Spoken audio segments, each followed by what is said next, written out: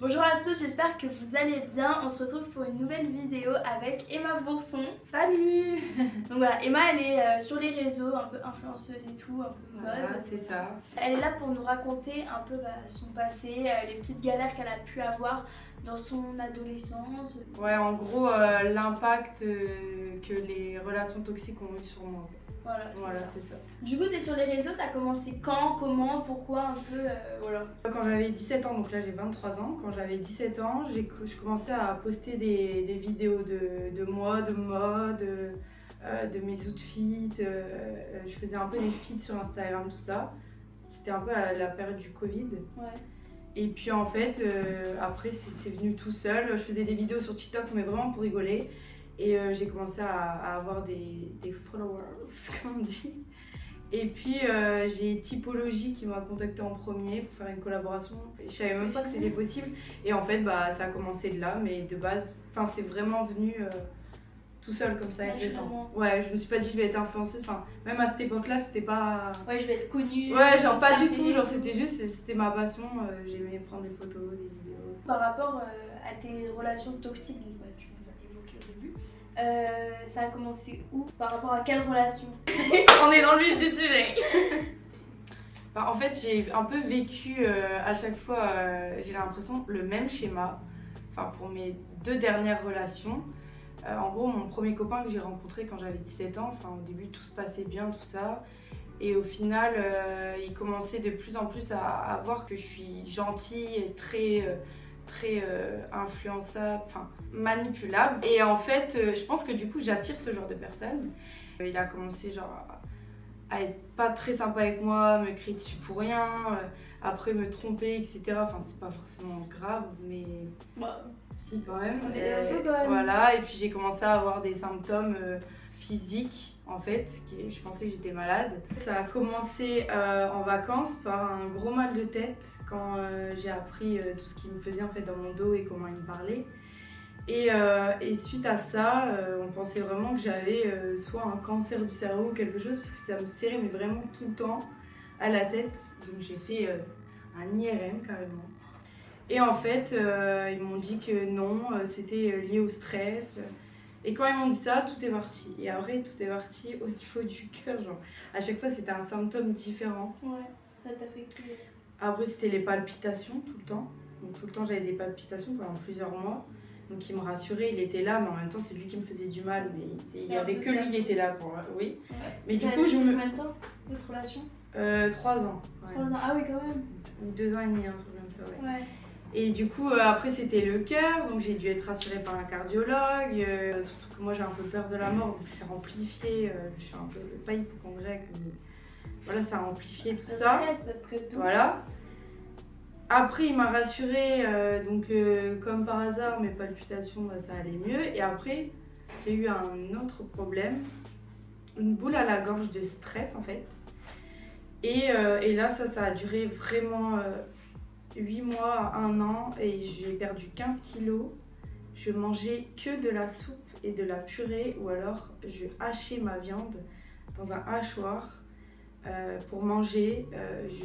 J'arrivais même plus à avaler parce que quand j'avalais, les aliments, j'avais l'impression que ça se bloquait et j'allais m'étouffer. Donc quand ça arrivait, j'allais aux urgences, en panique, je vais mourir. Pareil, quand j'avais des trucs au cœur, en fait, j'ai oublié de le dire, mais j'allais souvent aux urgences, je disais je vais mourir. Je pensais vraiment que j'allais mourir. Mais en fait, c'était l'angoisse, c'était tout ce que mon copain me faisait, en fait, ça me faisait faire de l'angoisse et j'étais devenue en souffrance tout le temps. C'est comme je sais pas si t'as vu la traîne sur les réseaux, ton corps le rejettera. Voilà, c'est ça. C'est vraiment ça. C'est vraiment ça. Du mal, ouais. Et ça se reflète sur Sauf que je voulais absolument pas. J'étais dans le déni en fait. Et à ce moment-là, j'ai été une semaine, j'ai demandé à me faire hospitaliser parce que j'arrivais plus du tout à me nourrir. À un moment, je ne mangeais plus. Vraiment, il y a un moment où je ne mangeais plus et là c'était grave. J'arrivais même plus à marcher. Et je me suis fait hospitaliser, on m'a donné des antidépresseurs, tout ça, et ça m'a sauvée. Et à ce moment-là, j'ai compris, j'ai recommencé à rigoler, avoir le sourire, tout ça, et j'ai compris qu'en fait c'était lui le problème. Là j'avais 19, 18, 19. Juste pour situer un peu. Voilà, c'est ça. Et du coup j'ai arrêté avec ce copain-là, j'ai repris un peu ma vie Voilà, même avec les médicaments, tout ça. Et au fil des mois, j'ai arrêté les médicaments. Ça allait beaucoup mieux. J'étais la petite Emma d'avant, guérie, avec un peu de séquelles, mais voilà. Et rebelote, je retombe sur un garçon, j'avais 20 ans à ce moment-là, qui m'a vraiment replongée. Donc malheureusement, je suis retombée là-dedans. Et lui, c'était vraiment catastrophique. Donc au début, c'était un peu comme un conte de fées en fait. Il me donnait...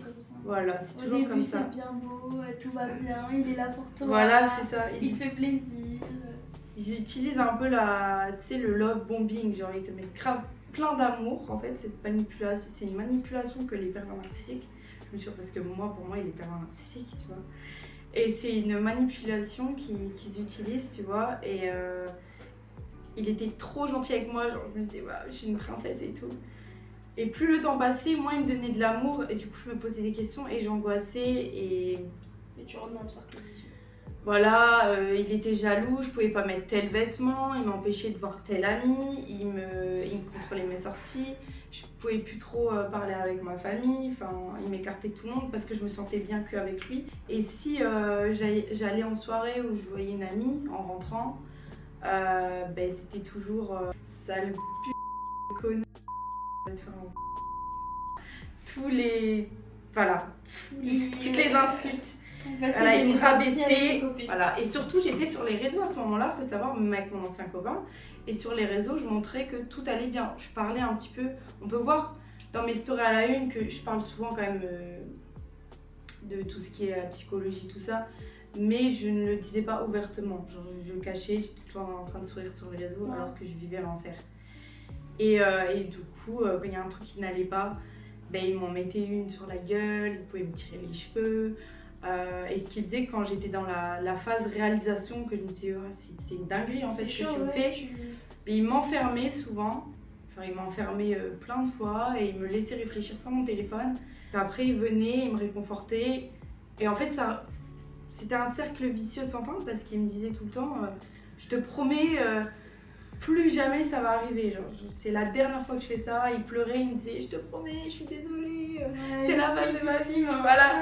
Et du coup je disais mais bon c'est pas grave. Je suis tellement empathique en fait que je me disais bon, genre c'est parce qu'il a vécu des choses dans son enfance, parce qu'il a vécu des choses un peu traumatisantes dans son enfance par rapport à son père, etc. Que je lui pardonnais. Je disais mais c'est normal s'il me tape dessus quoi, et qu'il m'insulte. Et je le cachais à mes amis. Oui bien sûr c'est normal de se faire taper dessus et de se faire insulter. C'est pas normal du tout. Mais en fait, sur le moment, tu réalises pas sur parce que tu te dis. T'es en emprise. T'as de la peine. Voilà, t'as de la peine, t'es en emprise. Tu te dis le pauvre, mais moi, si j'avais pas fait comme si, il m'aurait pas fait ça lui. Voilà, c'est ça. Donc au final, peut-être que c'est de ma faute, c'est moi le problème, je sais pas quoi. Alors que voilà, c'est ça. Et du coup, j'ai recommencé à aller voir une psychiatre qui m'a redonné les mêmes antidépresseurs, des anxiolytiques. À un moment, j'en prenais beaucoup, donc j'étais tout le temps un peu. KO, j'allais plus en cours, j'ai arrêté les cours, les réseaux j'avais un peu lâché, où j'essayais de pas trop montrer que ça allait pas, mais j'étais un peu dans les vapes. Je me suis rendu compte qu'en fait c'était lui le problème, comme le premier copain en fait. À chaque fois que je prenais des antidépresseurs, ça me remettait un peu de bonheur en moi, et je me disais en fait ouais. Et je suis partie à Paris pour le fuir en fait. Et à ce moment-là on s'est quittés. Mais c'est lui en fait, il m'a dit je te fais trop de mal en fait, du coup on doit arrêter. En fait il m'a retourné le cerveau, ouais. Et là je suis partie vraiment en dépression.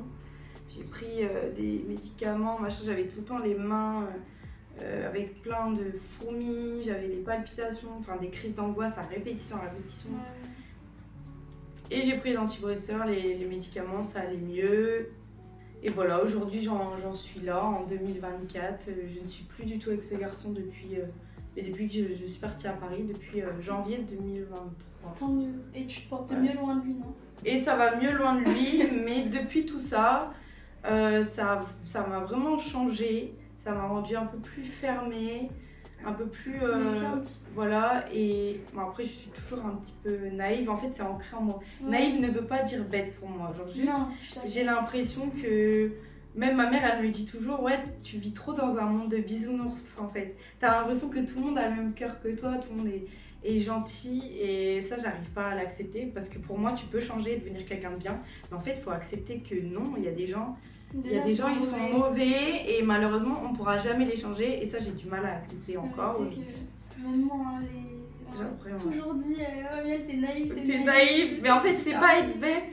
Mais non, c'est juste, je me dis, les gens, genre, ils font pas ça méchant. Voilà, en fait, c'est juste, ils ont été traumatisés ou ils ont quelque chose et on peut les aider à changer. Mais en fait, genre, je me dis, mais il peut pas être aussi méchant, genre, il peut pas avoir si, en fait. si grosse mauvaise intention pour me faire du mal. Et ben, si. Il faut fuir.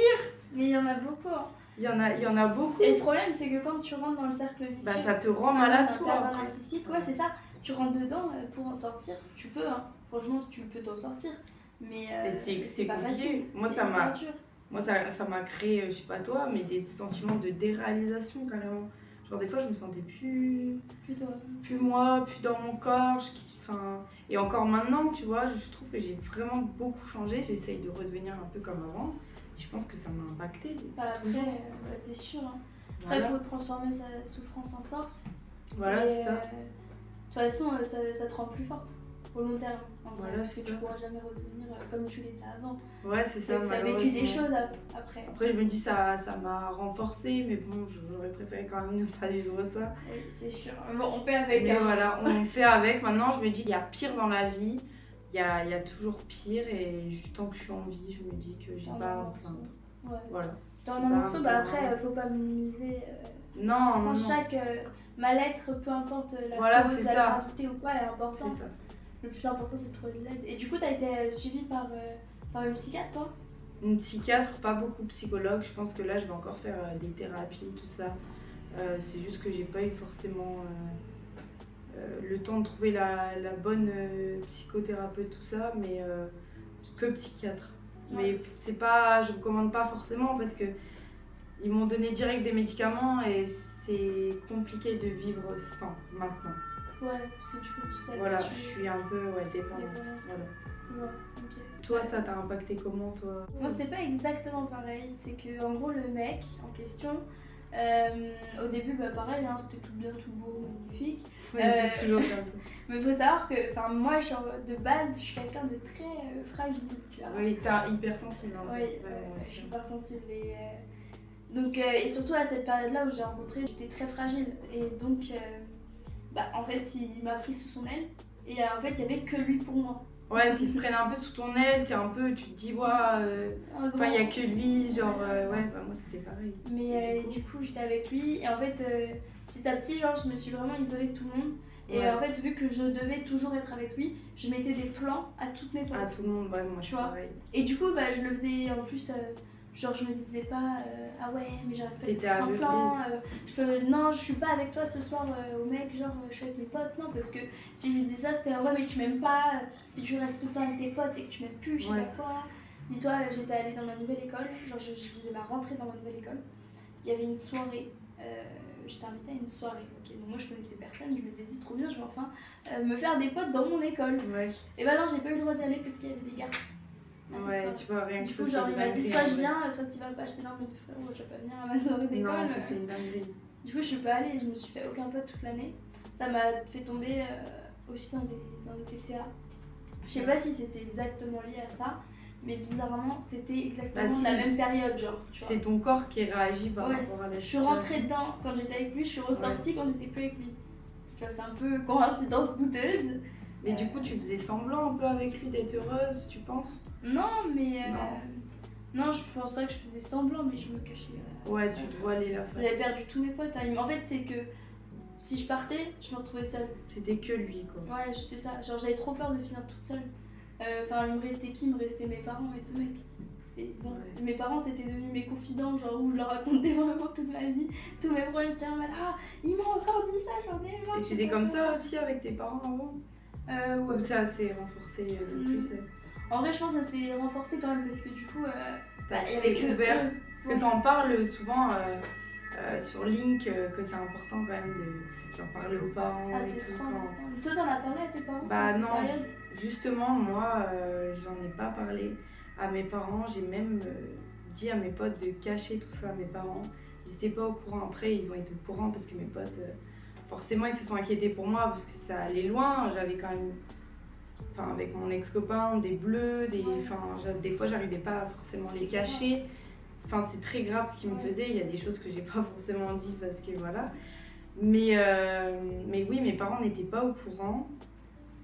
Et je pense que après je suis pas aussi proche de mes parents que toi tu es, mais je trouve que c'est important quand même d'en parler. Je pense que ça t'aurait aidé. Je pense que j'aurais dû en parler maintenant, voilà. Ce qui est fait. J'ai eu mes amis, j'ai quand même eu mes amis qui étaient là pour moi. Ouais. Après j'ai beaucoup d'amis quand même, enfin j'ai des amis, je ne sais pas si je peux les considérer comme des amis parce que mes vrais amis sont restés avec moi et les autres, il y en a certains qui ont arrêté de me parler parce qu'ils se sentaient aussi en danger par rapport à mon copain. Parce qu'ils n'arrêtaient pas de me dire quitte-le, je n'arrivais pas. Et du coup, ils ont arrêté de me parler. Ah oui, parce que du coup, t'écoutais pas leurs conseils. Voilà, et ça, je trouve ça hyper toxique. Encore aujourd'hui, je leur en veux. Mais après, c'est tout. Mais voilà. Au lieu de... En fait, il fallait m'aider à me sortir de là, mais en me disant, ouais, c'est une merde, machin. Mais en fait, quand t'es vraiment avec un pervers narcissique et que tu es dedans, tu n'arrives pas à en sortir. Alors, vraiment, et même, tu te rends pas compte. Tu es bloqué et tu te rends pas compte parce que tu veux... En fait, tu veux qu'il redevienne la personne que tu as rencontrée. En fait, la relation, elle est basée sur l'espoir. Tu te dis, il va redevenir comme avant, il va changer. Mais en fait, non. Parce que comment il était au début, ce n'était pas lui, en fait. C'était juste un appât pour t'amadouer et sortir avec toi. Et parce que ces personnes-là, ils vont jamais sortir avec des filles qui ont du caractère. Enfin, je dis pas qu'on n'a pas de caractère, tu vois. Et ils vont vraiment choisir des filles solaires. Je pense qu'on est un peu pareil. T'es une fille très sociable, solaire, tout ça.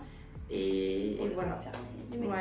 Voilà, c'est ça. Mais tu sais que même, il y avait un truc, c'est que, tu vois, pour moi, genre le mec, je savais, il me le disait ouvertement, qu'il était avec potes et tout, où il parlait à des gens, c'était que de l'intérêt. Ok, genre toutes ces fréquentations limite, c'était de l'intérêt. C'était que de l'intérêt. Genre il y avait que ça. Et il me disait, faut que j'aille lui parler, parce que du coup après, elle pourra me faire ça aussi. Parce qu'elle connaît machin, ou elle connaît truc, ou je sais pas quoi. C'est que de l'intérêt, pas vraiment de la bienveillance. Et il m'expliquait des fois ces techniques de manipulation. Il m'expliquait. Et, mais ces gens-là... Mais en fait, je me disais qu'il faisait ça sur tout le monde, sauf moi. Parce que c'est ce qu'il me disait. Genre, au final, non. Il manipule tout le monde, mais moi je suis l'exception qui fait... non. Alors que si. T'es manipulé aussi, ouais. Au final, quelqu'un comme ça, c'est avec tout le monde. Hein. Même avec sa famille, il était comme ça. Oh, ça... Ouais, moi aussi, je me rends compte qu'au final, ils étaient pas mes deux anciens copains. Ils étaient vraiment pas sains non plus, en fait, avec leur famille. Ouais, bah oui. Donc, en fait, c'est inné en eux, je sais pas. Ou c'est lié à des traumatismes. Après, ces gens-là, moi, limite, maintenant, j'ai de la pitié parce qu'ils sont malades et ils vont jamais être heureux. Au fond d'eux, genre vraiment. Non mais c'est vrai. Hein. Ils vont jamais être heureux s'ils essayent pas de se soigner. Moi, ce qui me fait mal au cœur, c'est que je me dis que là, il y a une fille maintenant, là, tout de suite, là, quand on en parle, qui vit ce que j'ai vécu, genre c'est sûr, ce que toi aussi t'as vécu, qui se fait taper dessus ou des trucs. Je me dis non, c'est pas possible en fait. Moi, j'avais porté plainte, tu vois, et ça n'a rien fait, tu vois. Je sais. Non. Ils m'ont Ils m'ont demandé d'expliquer tous les détails, genre ils vous frappaient, mais comment ils s'y prenaient. Enfin, je me suis mis à pleurer. Là, je ne pleure plus aujourd'hui parce que je suis guérie. Je n'y pense plus, mais ça a quand même laissé des séquelles et à vie. J'avais porté plainte contre un mec et la procédure, elle avait été pas mal faite. Et il y a quelques mois, on a reçu comme quoi c'était classé sans suite. Alors que quand je te dis que le dossier il faisait 200 pages et que j'en avais tout possible, juste là, genre, c'est classé sans suite. En fait, le problème c'est que la justice aujourd'hui, on nous dit de porter plainte, on nous dit de parler quand on subit des choses comme ça. Sauf qu'après, il n'y a rien qui est fait. Et sauf qu'après, ils prennent rien en charge et ils font rien. Alors, le problème c'est qu'aussi ils n'ont pas les moyens, ils n'ont pas assez de personnes, trucs, mais bon, si on n'avance rien. C'est comme ça qu'on avance et qu'au final. Au final, le même mec il va faire ça sur des gamines de 10 ans. Voilà, c'est ça. Et de toute façon, il y a de plus en plus de fous dans ce monde. C'est un truc de fou. À cause de ça, en fait. Vu qu'ils savent qu'il n'y a pas de conséquences à leur Voilà, c'est ça. Ils continuent. C'est exactement ça. Pourquoi s'arrêter dans tous les cas Dans tous les cas, on ne dit rien. Voilà, c'est ça. Moi, maintenant, aujourd'hui, la belle vie, c'est tout. Mais... Non, mais je suis sûre, c'est horrible de se dire que... Je me dis que... Mais après, des fois, tu sais que je m'en veux un peu. Enfin, je m'en veux pas, mais je me dis... des fois j'ai envie de retourner à ce moment-là et je me dis mais comment j'ai pu accepter de me faire victimiser comme ça et de pleurer par terre et, comme une victime et de retourner dans ses bras. Genre, des fois j'ai la haine contre moi, je me dis mais j'ai perdu ma dignité un peu. Genre, et je me dis non, au final t'as toujours été quelqu'un de bien et t'as essayé de le sauver en soi, donc je me dis non. Mais des fois je m'en veux un peu. Sur le moment, voilà. tu faisais ce qui te semblait plus juste. Voilà, non, mais après, tu te refais les scénarios. Ouais, tu te dis, mais je pouvais pas le laisser faire ça. Genre, ouais, c'est horrible. Pourquoi il fait ça? Pourquoi moi je dis rien et tout? Ouais, non, je mérite pas ça, genre, mais personne mérite ça. Non, je suis d'accord. Est-ce que t'as d'autres choses à rajouter? Si je peux dire quelque chose, le meilleur conseil que j'ai à donner, c'est une phrase connue, mais vaut mieux être seul que mal accompagné. Genre vraiment, même si vous avez besoin d'amour, etc. Parce que moi, en fait, c'était ça. J'avais vraiment besoin d'amour et je me contentais des 10% que mes ex-copains me donnaient, même si je souffrais. Je me contentais du peu d'amour qu'ils me donnaient et c'est pour ça que je restais avec eux, en fait. Si tu vois que tu souffres en amour, vaut mieux arrêter, stopper la relation et de toute façon tu ne pourras pas changer une personne. Si elle veut changer, elle changera d'elle-même. Ça sert à rien de donner ton énergie pour essayer de changer quelqu'un, quoi. Et on ne peut pas guérir dans l'environnement qui t'a rendu malade, voilà. C'est ça. Ouais, tu peux pas guérir avec la personne qui t'a rendu malade, ce n'est pas possible. Ok. Voilà. Eh ben merci. Voilà. Si vous vivez dans une relation toxique comme ça, vraiment n'hésitez pas à en parler autour de vous. C'est super important que vous soyez aidés et accompagnés dans ces moments difficiles. Vous pouvez aller suivre Emma sur ses réseaux. Voilà, on va les afficher à l'écran. Et voilà les gars, merci d'avoir regardé et on vous souhaite une bonne journée. Bisous.